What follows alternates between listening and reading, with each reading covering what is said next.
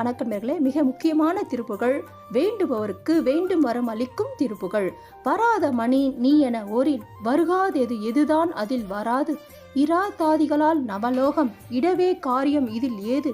சரதா மறையேதும் அயன்மாலும் சகலமகா நூல் அறியாத பரதே வதையால் தருசேய பழனா புரிவாழ் பெருமாளே. இதோட விளக்கம்: வேண்டுபவருக்கு வேண்டும் வரங்களை அளிப்பவனும் கேட்பவருக்கு கேட்கதை கொடுக்கும் சிந்தாமணியும் நீதான் என்று ஆராய்ந்து பார்த்தால் கைகூடாதது எது உண்டு. எந்த காரியம்தான் அவ்வாறு துதித்தால் நிறைவேறாத.